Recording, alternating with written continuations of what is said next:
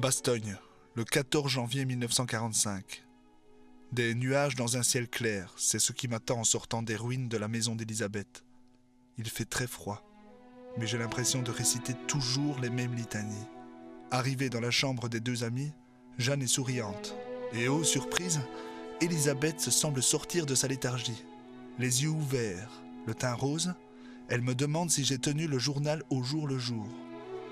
Le médecin nous explique que c'est entre le 7e et le 9e jour que soit on guérit, soit on... Il ne termine pas sa phrase. Dehors, du côté de la route qui mène à Oufalise, les tirs de canon ou de tanks me font penser que la route vers le nord n'est pas encore ouverte.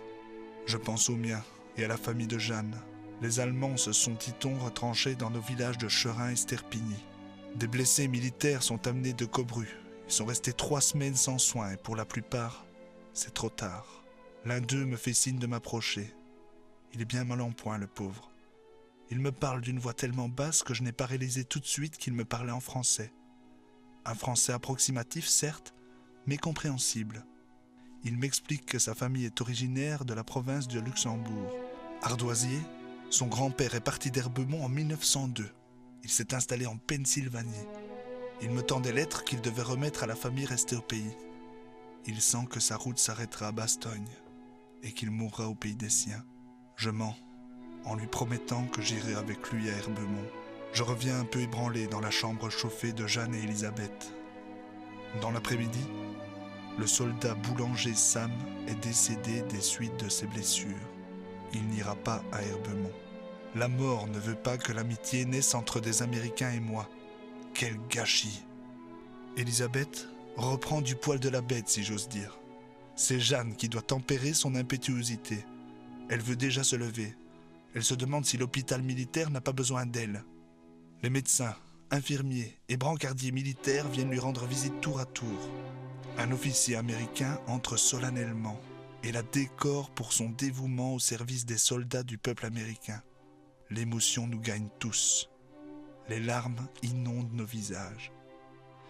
La victoire est à portée de main.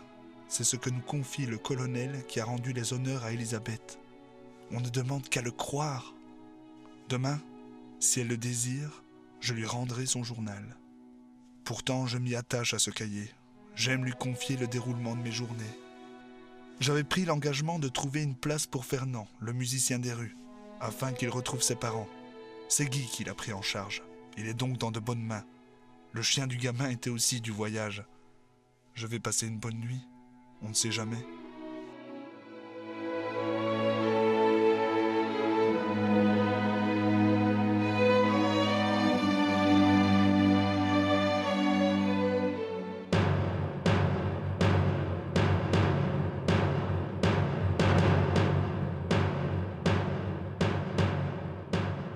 Depuis le 2 janvier, le village de Foix est le théâtre de terribles combats entre les Allemands et les Américains.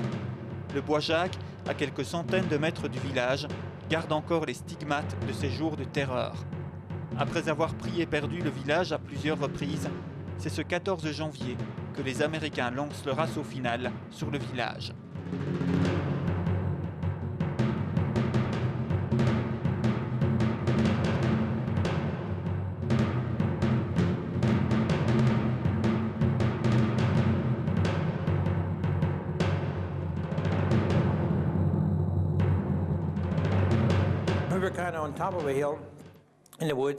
On était au sommet d'une sorte de colline, dans les bois. On était enterrés là, le long des bois.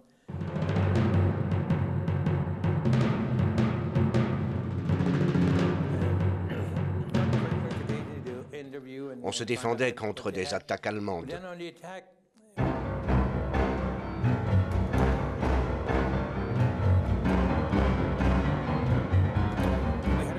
On a pris des prisonniers et on les a interrogés.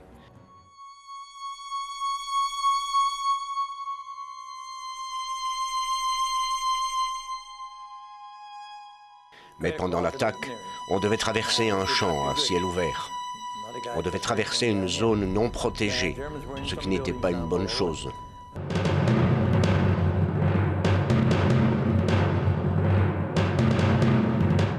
Beaucoup de gars ont été blessés en descendant.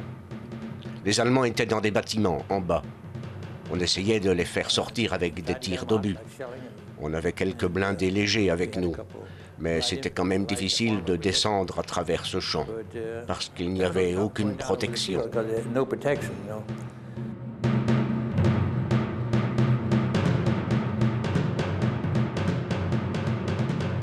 Cette attaque a été décisive. Le village tombe définitivement aux mains des Alliés.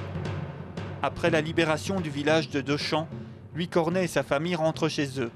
Le spectacle qu'ils découvrent en retrouvant leur petite localité est particulièrement déchirant. Maisons brûlées, toits arrachés, des trous d'obus partout. Oh, je vais dire à 70%, il était vraiment 70-80%. Il était anéanti et les autres, il y avait certainement des dégâts aussi. Il n'y avait pas de maison qui n'avait pas échappé.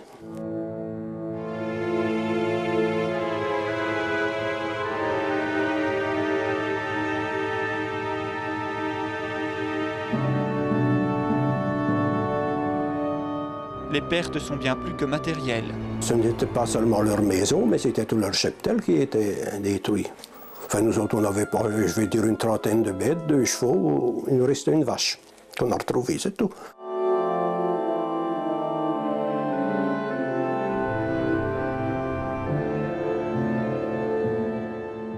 Dès que les bruits de la bataille s'éloignent, les civils commencent à reprendre un semblant de vie. Mais dans la plupart des cas, ils ne sont pas au bout de leur surprise. Une maison à côté de chez nous qui était complètement détruite, savez-vous. Et vous sentez un goût après plusieurs jours. On a été voir, ils étaient un capitaine allemand qui était coincé dedans. Un monsieur de Samré est passé avec son cheval, on attachait des fils. Des fils de téléphone, comme il y avait là, et on l'a tiré hors. Madame Remy, son mari était prisonnier, qui n'était pas encore rentré d'Allemagne. Elle avait demandé qu'on remette un peu de l'ordre dans le tas à grain. Le grain était fauché à la faucheuse lieuse et ça n'était pas abattu. Et la bête avait mangé le dessous et le tas avait dégringolé dans la grange. Et on était en train de trier ce qui était bon.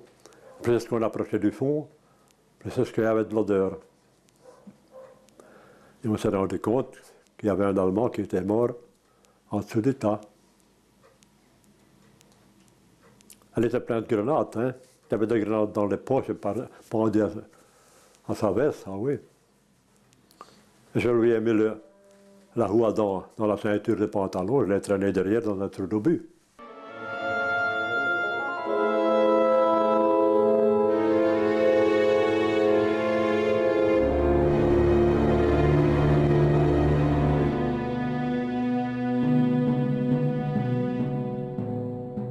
À Chaumont, René Paquet découvre également un spectacle horrible en sortant de la cave. Un Allemand est allongé, mort, dans la cuisine. En sortant de la cave, il y a la cuisine. Et alors, si vous voulez, il y avait la fenêtre de la cuisine, donc les vitres avaient été cassées, puisque lui tirait de... Et puis il avait même ouvert, puisqu'il tirait de là sur les Américains qui étaient de l'autre côté, et il était tombé, il avait été tué, il avait justement reçu une balle en plein dans la tête, et on passait, ça servait véritablement de marche. Pour sortir, on passait sur lui, et puis l'appui de fenêtre, et puis on descendait de l'autre côté, on était dans la cour. Et il y a même quelque chose qui est assez spécial, mais qui est un peu macabre avec cet Allemand-là, c'est que le type, il avait préparé, il y avait la grosse cuisinière, vous savez, la grosse cuisinière de ferme avec le feu au bois, etc. Là. Il était en train de préparer quelque chose, je ne sais pas quoi, ou bien de réchauffer, et il a reçu une balle en pleine tête, et ça servait là, à exploser véritablement dans toute la pièce. Et il y en avait même, mon ami, qui était retombé un peu dans la poêle que lui avait donc chauffé pour préparer sa nourriture.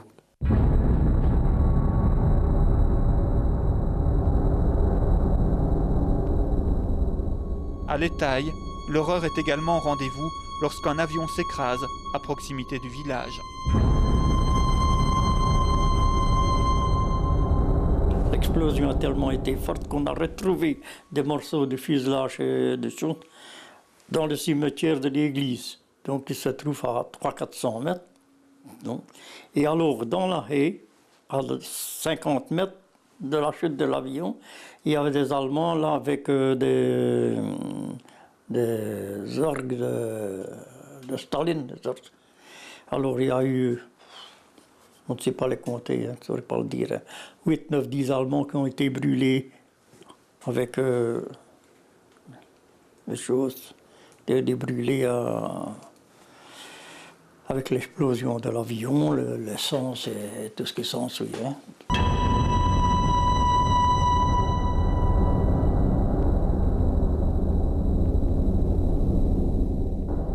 Roger Dumont, qui accompagnait les Américains dans leur périple pour ramasser les cadavres de leurs compatriotes dans la région de Foix, se souvient avoir découvert des corps dans toutes les positions. Au pont du chemin de fer ici, là ça m'avait quand même touché parce que j'ai vu donc un Allemand et un Américain qui s'étaient